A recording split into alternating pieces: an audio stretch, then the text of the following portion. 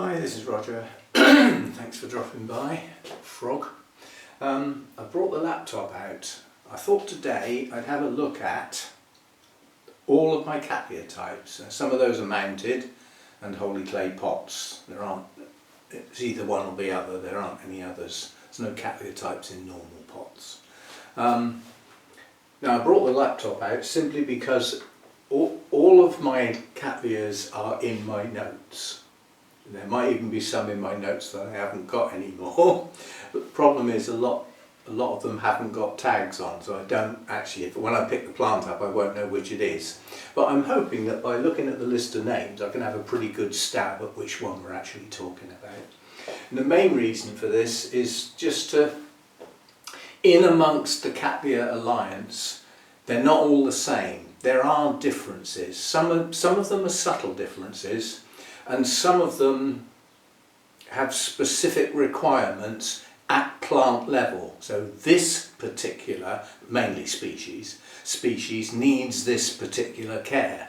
Now I don't have many Cattleya species, really, I don't have many at all, they're mostly hybrids.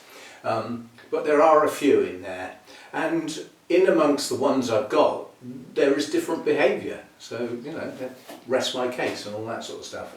So we'll have a relatively brief but go at talking about each one. Now when we get into the normal, what I call a normal Cattleya hybrid, there's really not much to say, but on some of the ones closer to or actual species there may be. Now I'm going to start on the mounts and just work around the room so that I don't hopefully miss any. Now up here, none. That was a good start, wasn't it? There will be a fair bit of me being off the camera while I fetch plants. There's not a lot I can do about that.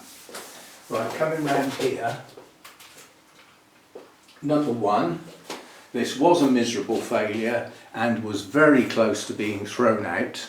And I thought, well, if I throw it on a mount, it'll either grow or it won't, and it's then not in the way. Whereas pots can be. There's limited pot shelf, there's limited hanging space, but more of it, if you see what I mean. And I can create more of that if I choose to do so. Now, I'm not absolutely certain about this, but this could be the Cattleya angel heart, but I have no guarantee.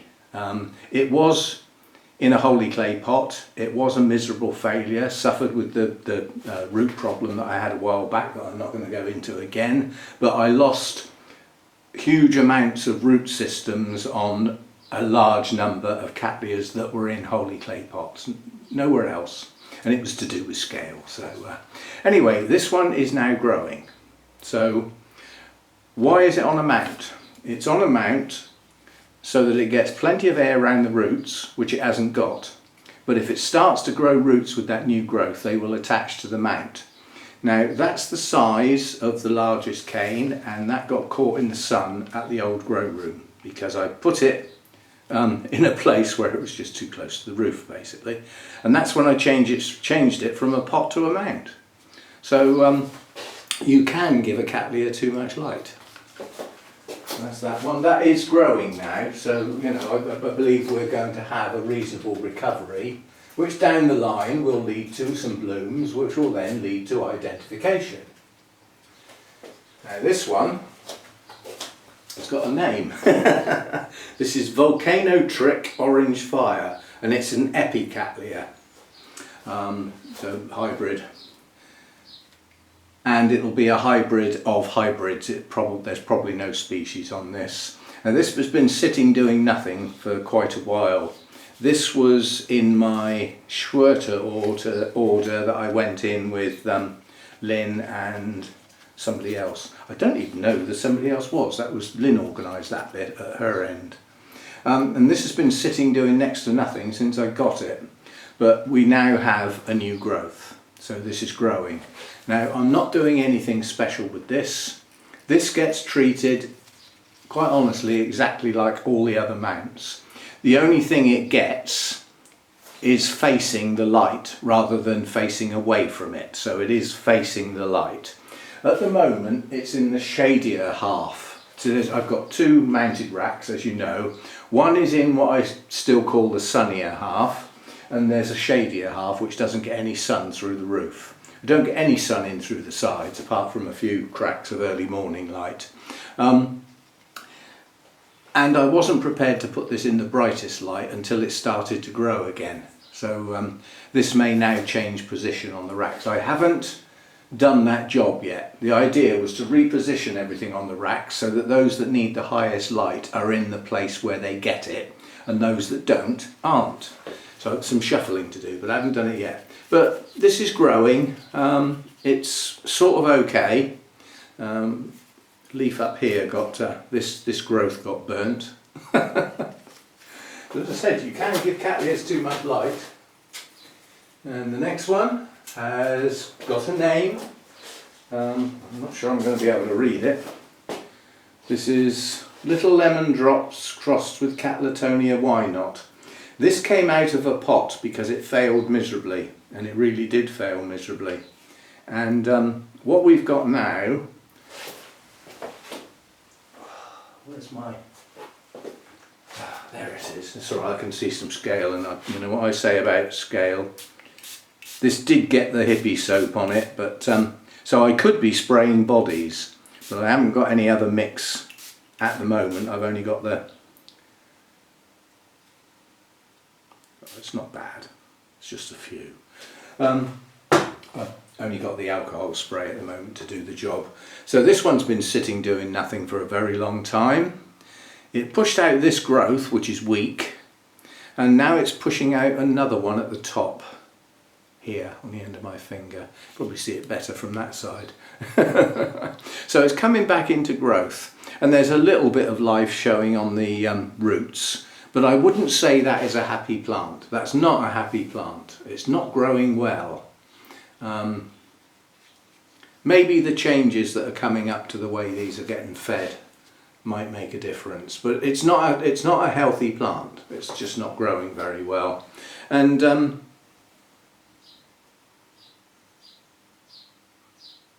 yeah, there's not much I can do about that. It's, you know, it's a multifaceted hybrid basically, so it's got all sorts of things mixed in with it. Now this one's got no name at all. This looks like a relatively new plant. Let's have a look down the list, see if I can spot it. Well, no guarantee that I'll find these plants. I just thought it might help. It looks, to me, that looks like it's got Brassivola in it. It's the shape of the leaves. So let's have a look in the section that would come under. It's not an epidendrum, that's for sure. It's not a Sophronitis. No.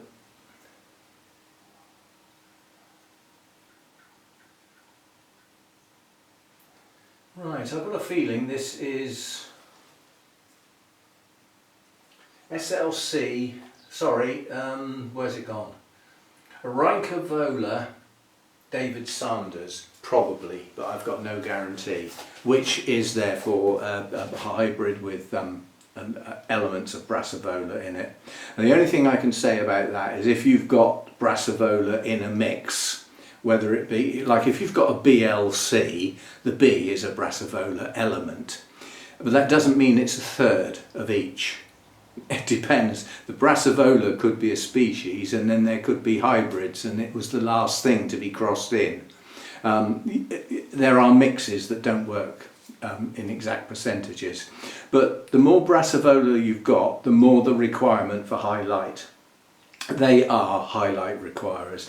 There is one which is, I used to have it and I gave up because I couldn't bloom it, Black Brassivola glauca I think it is, and it's in this country, in the UK, you're virtually looking at full sun to get that thing to bloom. And the short days in the winter don't do it any good at all. But whatever this is, it's growing quite nicely. It's got 3 new growths coming, and those new growths have all got nubbins at the base. So it's going to produce, if you look, it's got hardly any roots. So the 3 growths that are coming now should produce a root system, and that should get it going a bit. Whether I get any blooms on those 3, I don't know. Really don't know. Ugh. And then this one's got a name as well. SLC Seagull's Raindrop crossed with Cattleyas Why Not.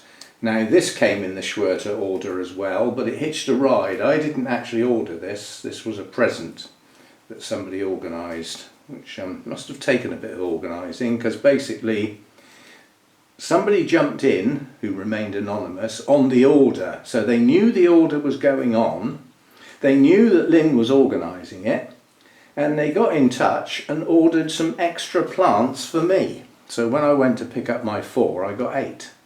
Which was a surprise. So there's a few around the base here again. Just have to keep at it. Not sure this does that much, but makes me feel better if nothing else. And this one had some rot, which seems to have resolved because it hasn't come back. And we have just started a tiny little new growth down the front on the end of my middle finger there, and it is tiny, so you might not be able to see that. Now bifoliate, so in the main, not across the board, in the main they can be more fussy about the timing with their repots. In my experience they seem to be more reluctant to dump the old roots than the non-bifoliate types. Anyway, this one's sort of coming back. Non-bloomer. The Cattleya why not I've got in several crosses, and now despite what somebody thinks, my Cattleya cernua has not been remounted. It's still on its original very curved mount. Now this one at the moment is doing nothing, and that's exactly what it should do. So this doesn't get watered every time the other mounts do. It gets watered when I haven't got any feed in the mix for a start, and not every time. This is a strange little one. Was Sophronitis once, they got reclassified as Cattleyas, so Cattleya cernua now. Lovely blooms when it does, and after it blooms, which is around Christmas time. The blooms are sort of mid to late December, possibly on into January. They don't last a huge amount of time, but around midwinter for me in the UK, this one. And after it blooms, it just stops. There's no growth, there's no root activity, there's no new growth. It just stops dead in its tracks and does nothing. And it does nothing for a very long time. This is why I'm not feeding or watering it to any extent at the moment, because it's not doing anything. So what will happen next then? Well, when we get towards the end of the summer, so sometime down the line, it will come back into growth, and there'll be signs of root activity first. Well, that's what happens for me anyway. And then the new growths will start to show, and they push on until you get to that sort of mid-December time, when the leaves start to, they've all got a crease down the middle, yeah? So the bulb extends, and then the leaf forms, and it's folded in half. It's just in 2 halves, yeah? And then as it opens, the buds are inside ready to push on. So that's how this one works. But that will do nothing now for a very long time, and then it'll come back into growth again, and then it'll bloom, and it does it regularly. It's totally reliable, basically. Right, coming down onto the next shelf. No name again, but this is a relatively recent one. I can tell by the way it's been wired and the type of moss. Again, this is a Brassivola type. So what have we got? This may well be the David Sanders, come to think of it, not the other one. I'm still not sure. Out of these Brassivola look-alike types, we've got choices. There is the David Sanders, there is a Pro Catavola Golden Peacock that came from Jeff. Much else.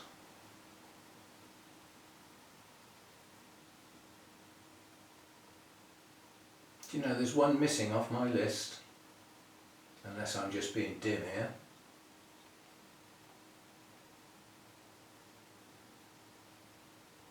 And I can't think what it is until that name pops up, but there's one that is like this that I still haven't found. Ah, that's the one, Brassocatleya Mackay. So I've got a feeling this may be the David Sanders, but it's definitely a Brassivola type. They have very long leaves. This is their trait, long leaves that are furrowed, yeah, and they're very fleshy, yeah, but they have this furrowed look about them, and they tend to gain that furrow as they mature, and they tend to have short pseudobulbs with very long leaves. That's their trait. So this one's growing at the moment and is highly likely to bloom. It's got several new growths and a good spurt of root growth. So again, that's a highlight plant, needs good light to bloom like all the others of its type. Right, coming along. No. Right, so that's everything on that rack. Now we're over onto this one, and we'll be onto the pots then. I don't think there are. It's my big Laelia over here. Now I got some advice on this one because of what's in it. First of all, it isn't a true Laelia. It is a strange mix. Let's see if I can find it.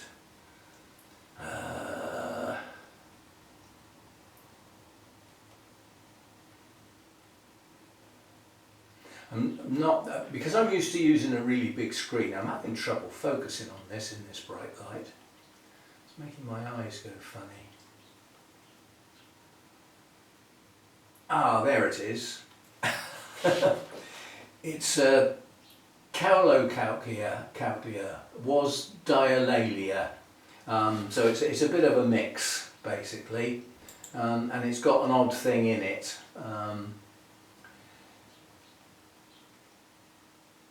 Yeah, it's a bit of a mixture, but basically I was told that where the parents come from, there's a distinct dry season, which I wasn't applying, and basically I had quite a bit of rot on this plant last year.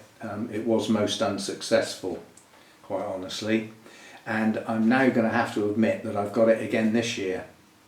Down here, that was a new growth pushing out at the base, and it's gone. That's rotted. So there are elements of this plant that are obviously getting too wet. So I need to do something about this. Now this new growth at the front is pushing on nice and strong. What's the difference between that one and the one that was down there? That one's going to dry very, very fast because it's not in anything. That one down there, all the water that when this was watered would be heading down in that direction, so the base of that new growth would be wet for an amount of time. Now it's got two other new growths coming out there. Now those could get too wet, they may not, and that's it. That's all it's doing at the moment, and that is nowhere near right. So this one, there's no point me saying how to look after this one because I'm not looking after it properly. And I think the best thing I can do with this is to get it off this mount and get it out of this moss and plant it in such a way that the base dries really fast. So it sounds like it's probably going to lend itself to a holey clay pot rather than how I'm doing it at the moment because it's not happy. So that's that one. And of course none of these plants are doing as well as they should while they've still got scale. And I may be spraying bodies here, because as I said, all of the Cattleyas got the hippie soap treatment. But this one's not growing properly, so although that's on a mount, and on the surface it looks okay, but it's not. You know, it's just not. It's not growing properly. It's not producing good roots, and the new growths are failing more often than not. And the only one that looks like it's going to be a good successful new growth is the one, no actually there's two there, I missed the one the other side, so there's two coming out of here. That was a new growth that was successful, and the reason I think these new growths are successful is because their base, the base of the pseudobulbs, are not wet. So we need to do something with that one. If I leave it as it is, it's not going to be successful, so we need to change something. Any other Cattleya types on there? Nope. Down the front.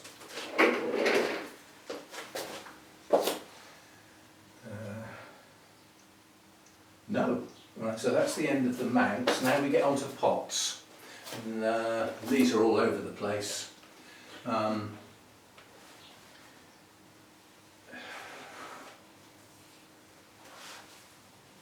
So there's one that I know is tucked away somewhere at the moment. I can't see it. So I might miss one. Right, so these Cattleyas are in holey clay pots to recover so that they don't stay wet, and they may not recover even though they're showing signs. Now this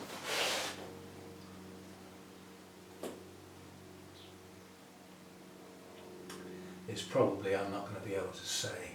I'm trying to do a process of elimination. In other words, the ones that we've had with names on, the ones that I know are around with names on, leaving what hasn't got a name. Oh, that's the one I can't find. The black comet, which is tucked away somewhere. It's a Prostetia hybrid, and I can never find it when I want it because it doesn't look like a Cattleya type. Right, so this is possibly what got messed up and split. This could be Francis Fox.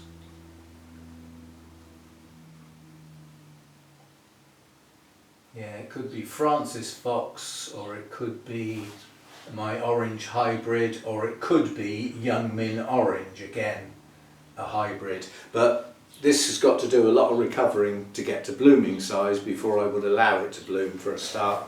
But it's badly desiccated. There's no life left in these leaves. Yeah. So all it's got going for it is that tiny little new growth, which is now producing roots. So that is its hope. Yeah. There is some life in the storage organs. They're desiccated, but they're not totally gone yet. And there's no rot at the base of the plant. So if that growth can push on and produce a good set of new leaves, notice that there's 3 leaves on this, not 2, which makes me think it's highly likely to be that, what did I say? Come on, the list is too big. Francis Fox, it's likely to be Francis Fox. So that's that one. And then there's 2 more over here that got put in these plastic baskets because they kept showing signs of rot at the base.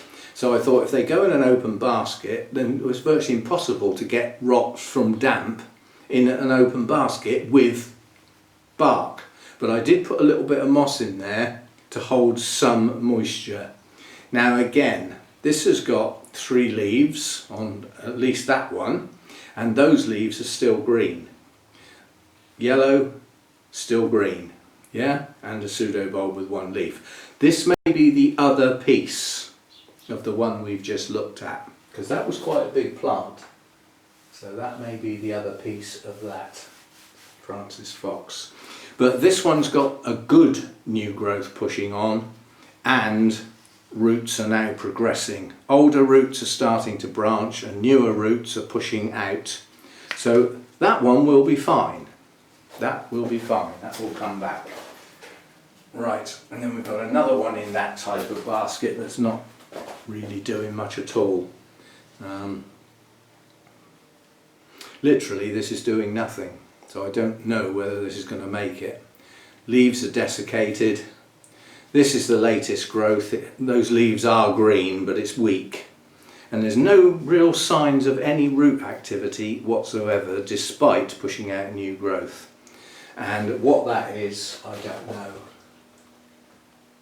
I've got a feeling that may be either the orange hybrid or the Young Min Orange, but whatever it is, it's not anything like it once was, so not a lot of hope for that one. Right, so that's everything over there. Oh, I still can't see that what I was on about. I'm going to have to leave it, otherwise I'll be here all day. Right, so now we're on to the holey clay pots, and first one is this one, and again no tag, but I know what this one is because that's a recent repot, and there's only one that I've got recently that I've repotted, so all I've got to do is scan down through the names until I find it. And it is, it's a Rhine Cattleyanthe, and it's Varut Star Trek. It's a recent purchase.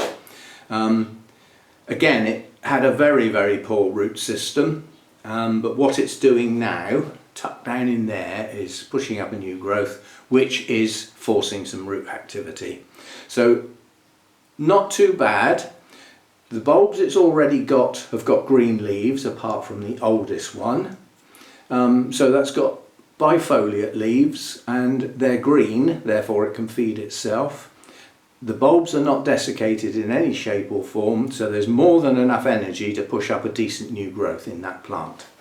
Apart from that, anything that I don't offer any specific care about, it's probably because it doesn't need anything but the general sort of care that these sort of plants need, which is good light, don't keep them soggy, and apply some food when they're growing, and don't apply it when they're not. That's that one. What I didn't say was those two pieces that were probably Francis Fox, they do have a bit of specialised care, because apparently if you want to bloom that one, that's got to go up in the highlight category, but not those two, not while they're recovering. If you put a recovering plant in highlight, you add a level of stress in, so not a good idea. Right, over on to the bigger stuff now. Right, what have we got here then? I haven't got a clue what this is. Not a clue. Well, I think we might get some blooms on this soon, because this is producing lovely strong new growth here, and I'm sure there was two on this one. Well, this is a relatively new growth, but not quite up to full size, so we could be relying on this getting up to blooming size. This has bloomed before, but I can't think what that is. We're going to have to wait and see. But again, you know, without even knowing what that is, I've only got to look at it and think, well, it's not Brassavola based. Yeah, I know it's not Alalia, because those are identifiable and are named. So it's one of the other general sort of hybrid type things. And in amongst there's nothing that needs specialised care. So that's that one. So I don't want to put them back, otherwise I can't get at the ones at the back. Now this one is a bit special. This is my apple blossom. And this one will burn if you get too much light on it, like this. Top leaf, obviously the one that was closest to the light. This one likes a bit less light than your normal Cattleya types.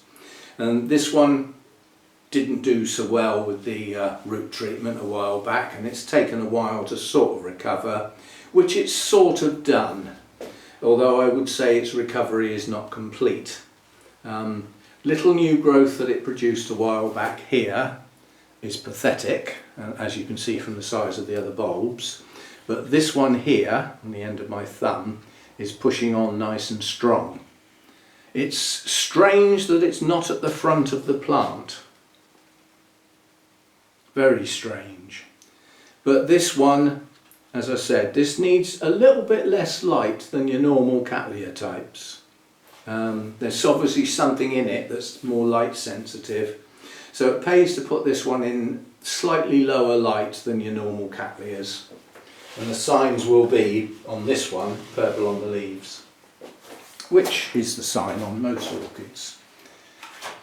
Now this one is my my red one. I was going to say my only red one, but Cattleya cernua is also red, reddy orange anyway, and this one is recovering, and I can safely take the "is" off the front and just say it's recovered, because it has.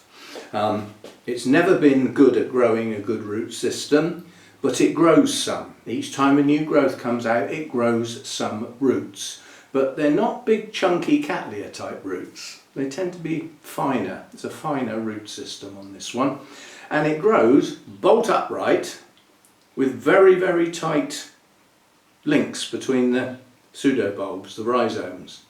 They're almost bunched up together. Now what we've got here is this growth has pushed on up through the middle of the plant. It has a sheath, so it's highly likely to bloom. And then over the other side of the plant it's got another strong new growth that will push on and is highly likely to bloom. And this is the one with the really long red name, Cyan Yew, Red Pearl, Red Dragonfly. And it has red blooms, and it has cluster blooms, what I call cluster blooms. So a bunch of buds with blooms facing in virtually all directions.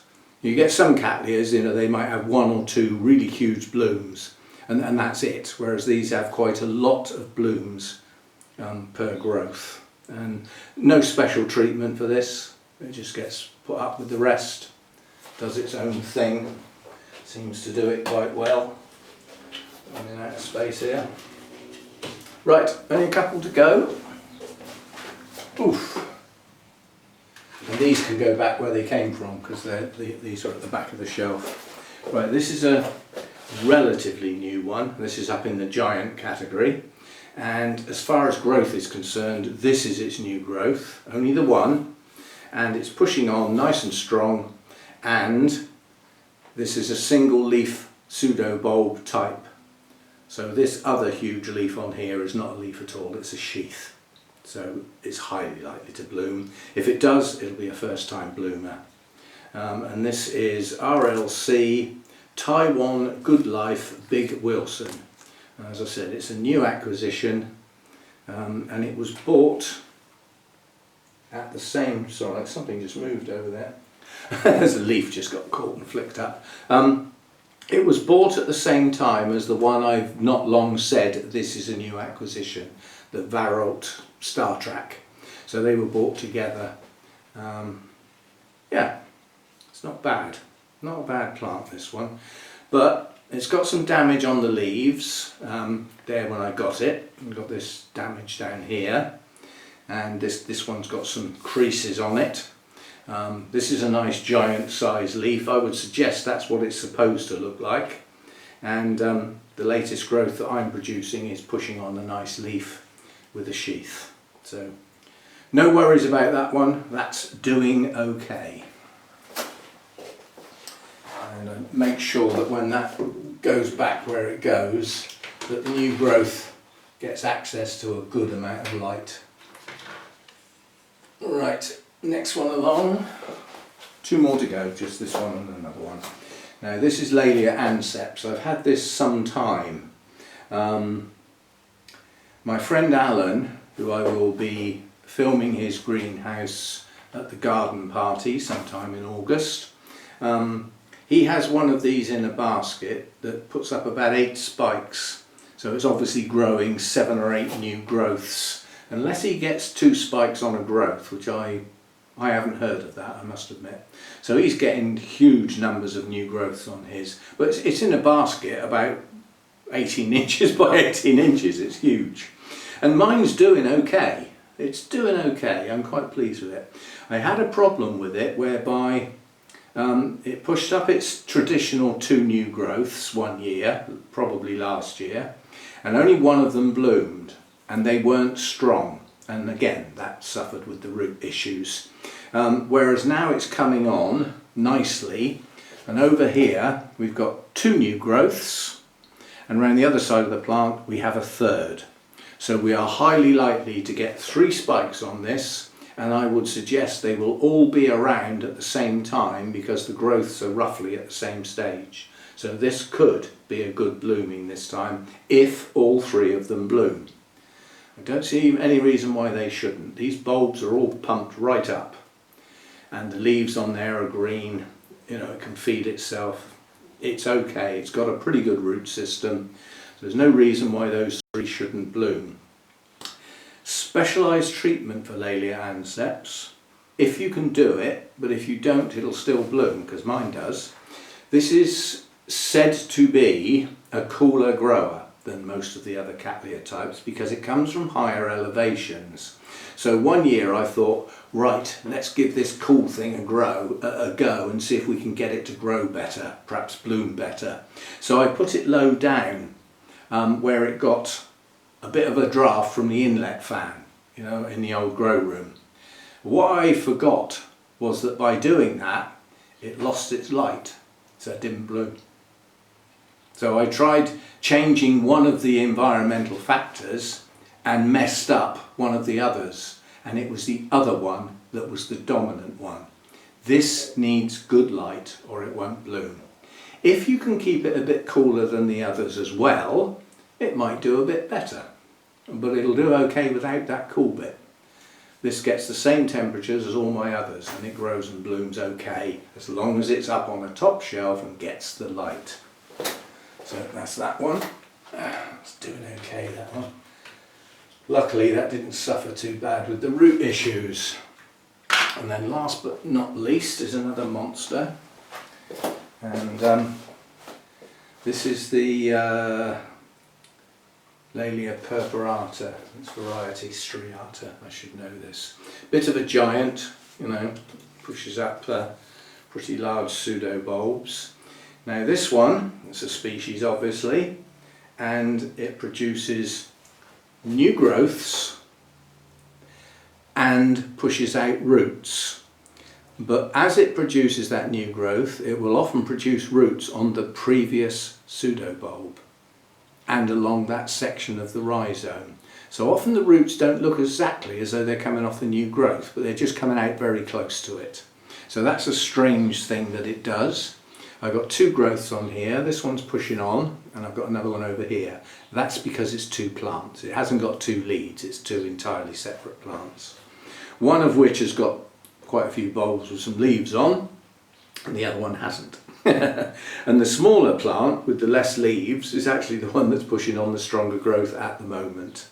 Now this one is a rester if you want it to bloom, and that is a condition that I've had backup from other people who've got the Cattleya purpuratas. They are a bit strange, and again they're southern hemisphere, so you know if they haven't been acclimatized to the northern hemisphere, they might do things at different times of the year to what is predicted. But under normal circumstances, these push on their growth from the middle of the year right into the winter, and they produce a strong growth, hopefully, yeah, with a sheath. If there isn't a sheath on that growth, you're not going to get any blooms, yeah. So there's that to take on board. Then when they produce their sheath and they've finished maturing those bulbs, do they bloom? No, they rest. And this is quite important. So you stop feeding and reduce the water right down to the point that you don't shrivel your bulbs. Good light during that time. You need good light. Well, I need good light all the time, quite honestly. And then after that rest, the buds will grow up through that sheath, which may have even gone brown by then. But there's a distinct gap between a mature pseudobulb with a sheath and the buds starting to grow. Now, if your sheath has gone brown and crispy and feels woody, then once your buds start to grow and you can see them, you can silhouette them against bright light, you'll see them coming up through, it might pay to nip the top off of that woody sheath. But the plant is designed to push those buds up through that sheath without any help. Nobody goes round in the wild with a little pair of scissors, do they? Anyway, so that's my one. It has bloomed, and it missed its period. The last two growths that it produced, here and here, although they looked a reasonable size, they didn't bloom, no sheath. And the fact that they matured with no sheath, I knew there was going to be no blooms. So all I can do with this one is hope that these two growths, because this has got virtually no roots, these two plants, they've got virtually no roots at all. So I'm relying on these two new growths to produce a decent root system. If they produce a decent root system, they might go on to produce a sheath, but undetermined and unpredictable. As yet, as I said, that one suffered bad with the old root issue. So anyway, that's a look at the Cattleya types. I know I've missed one, but that'll do. So as far as generalisations are concerned, in the main, Cattleyas need good light, yeah? And if you're going to try growing them in the home, you're going to need a bright window. But what they don't want is direct burning midday sun through glass with no shading at all. There aren't many that will put up with that, yeah? And a lot of the reasoning behind that will be is that in your home you probably haven't got the humidity to keep them hydrated with that level of light coming in and the heat, because you get strong midday light coming in through glass on a plant, you feel the leaves and they'll be warm, and at that point the metabolism of the plant's going mad. Whoop, like that is. Let's get the fans off again. So good light. Most of them don't like getting cold, but there are some that grow at higher elevations that don't mind it. They put up with it. Do they need it? Well, some might, but I haven't got any that do. As I said, my Laelia anceps, I tried cooling that one down. Now, if I could have cooled it down and kept it in the brightest of lights, it could have bloomed a bit better. But I can't prove that. All I know is that it's tolerant of the heat that all the others get. It's happy in those temperatures. It blooms okay, but it needs the light. The light's the dominant factor. And a few in the Cattleya alliance do not like that intense light. At the higher end, brassavolas, some of the Laelias, not all of them, and possibly some Cattleya species. I have, as you've seen, I haven't got many Cattleya species, and I tend to get to know about plants that I've got. Most Cattleya hybrids you can generalise. They don't like soggy roots, they like a fast wet dry cycle, they like air around their roots, and they need good light. High humidity, not normally a requirement, just reasonable humidity. You can always say a reasonable humidity is around 60 to 70%. Now there are some more specialised, not Cattleyas, but specifically orchids, that come from the cloud forests where that humidity might not be good enough.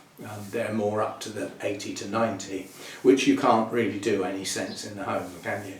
So it will pay to just not get them in the home unless you've got a specialised container of some sort. Grow tent or enclosed space where you can bump that humidity up. Cattleyas are not high humidity lovers, they'll do without, so they will grow in the home. And get the light right and the feeding and watering. Now I would say that they are quite high feeders, but I've been doing that on the grounds that that's what I was doing. Not necessarily did they need it. We'll be proving that in the not too distant future by trying the K-light. And I've already got one person backing it up on the grounds that once they started using it, not only did they get more new growths on their Cattleyas, but they started getting new growth pushing out on older pseudobulbs. So from older parts of the plant, it was shooting out there as well. Now I can back that up by some of the species I've seen growing in the wild. I mean, Cattleyas have a distinct lead. They have a rhizome, and pseudobulbs come out along the rhizome, and there's a front end to it. And in the wild you see new growth coming up all over the plant. Maybe. I'll be trying to prove that.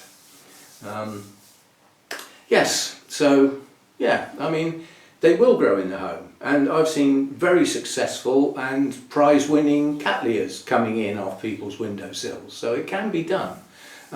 In my environment, all I've got to make sure they do is get plenty of light, which in this new grow room they just get naturally. I don't have to worry too much here, they just get the light. But I do make sure they're in the sunnier half of the grow room. You've heard me describe why I call it a sunny half and a non-sunny half, because during about 3 months of the summer season, either side of Midsummer's Day, the sun lights up half of the roof from above. Not in through the sides, just from above.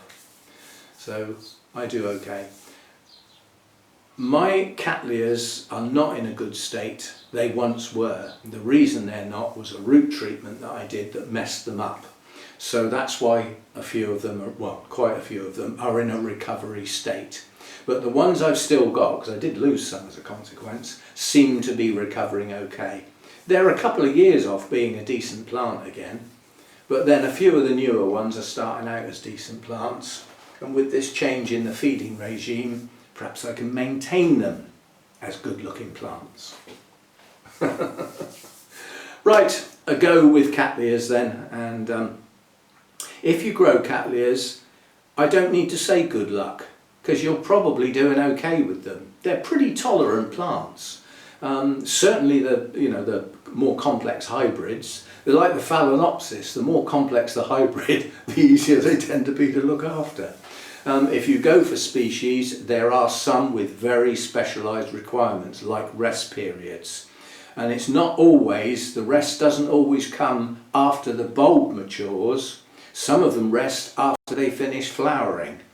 And without that rest, the new growth starts early and it tends to be weaker. So there are some specialist requirements in amongst the species. So it would pay you, if you're thinking of getting a said species, to do a little bit of work before you get it and see if you can accommodate the way it needs to grow. But most of the specialised requirements are geared up to a rest. That rest might only be 2 or 3 weeks. You sort of think, well, it's hardly worth bothering, is it? But it is. If it's needed because of the species, then it is needed. Right, and yeah, that's probably gone on far too long. It's gone on for 3/4 of an hour. That's not the end of the world, is it? Well, it's not the end of my world anyway. So thanks for dropping by. Thanks for Thanks for watching and everything. If you're not subscribed, please do so, or at least think about doing so. It does no harm. It doesn't cost you anything. Do the old thumbs up if you like the video. And probably more importantly, for the people that have been following the channel a long time, simple question: is this the sort of thing you like? A yes or a no? I mean, some people like the technical stuff and the feeding and and some people can't stand all that. Some people like looking at pretty blooms and new blooms, new blooms open today, all that sort of stuff. There's lots of different types of orchid videos, but one of the types that I've been neglecting a bit is like this, where I take a particular type of orchid, have a look at the plants I've got and discuss the ins and outs of growing them. Watering and feeding Cattleyas, some say they quite like a good feed, others say a trickle feed does them the world of good rather than a high feed. But all I will say is, like all orchids, if it's not growing, in other words there's no new growths, no new spikes pushing out and no new root activity, it's become asleep, it's not busy. There's no point in pouring food on a plant like that. It will do it no good at all. And it's liable to accumulate in your media, whatever that is, and then when it does start to grow, the media is possibly toxic, and then you lose your new roots. So go steady over feeding what is relatively a dormant plant. As far as media is concerned, as long as it's well drained and airy, it doesn't matter that much. They'll grow in stones, lacquer. Some people have been reasonably successful in semi-hydro. They'll certainly grow mounted. Some of them are a bit big to grow mounted. They'll pull themselves off because of the weight. You just need to strap them on well, so to speak. But yeah, they'll grow in most things as long as it doesn't remain wet. You know, when you pour a litre of water in your pot, nearly a litre ought to come out the bottom, and it leaves everything in the pot wet. Come back a few hours later and it's starting to dry in places. Come back the next day and it is virtually dry. That's the sort of cycle you're after. And in that type of cycle, you end up watering quite frequently. Yeah? So they're going to get plenty of hydration available to them, and you're going to wash out any toxicity as you're doing it, because some of those would be either very, very light feeds or just plain water, so you don't get an accumulation. Temperature wise, they will put up with cooler temperatures in the winter when the days are short, because they're probably not growing as strongly as they might do at other times of year. So I'm just watching a group of dopey baby sparrows out there. They've got on one of the bamboo canes and it's bent over, and another one keeps joining them, and it goes, and it's going to break in a minute and they'll all go splat. But they found a sunny bit on the bamboo out there. There's 2, 4, 6, 7, 8, 9. There's 9 sparrows on that bit of bamboo out there that I can see. There's some up above the roof. Daft birds. Well, they're youngsters. They haven't learnt yet. Yeah, so temperature wise, some people grow these in true intermediate temperatures, which means they can go down to about 12 degrees in the winter time.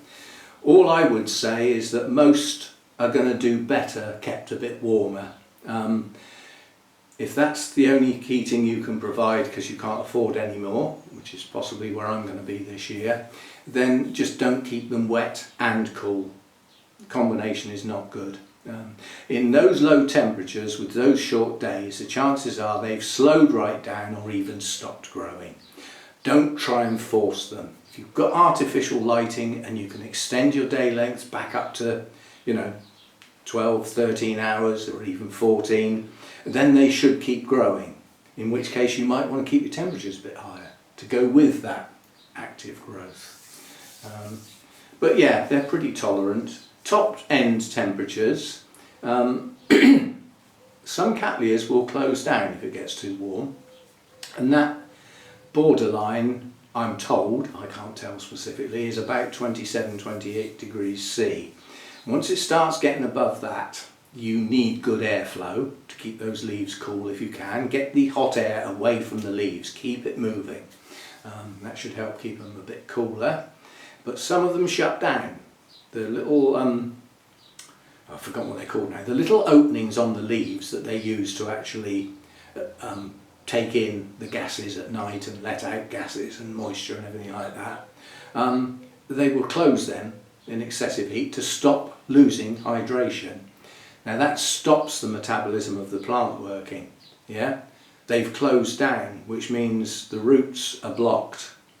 There's no point in taking in hydration now, there's nowhere for it to go. So they stop, and then they'll get going again once that heat dissipates. So go steady getting them too warm. If you can't help it, then you can't help it, but just do be aware that some of them close down at that point. Excessive temperatures day and night is not going to do them much good. They do like to cool down a bit at night and have a difference between the two. So there you go, my take on Cattleya types. And there are quite a few types within the Cattleya alliance. And some of them do have different requirements, but they all have similarities as well. So see you next time. Thanks for dropping by.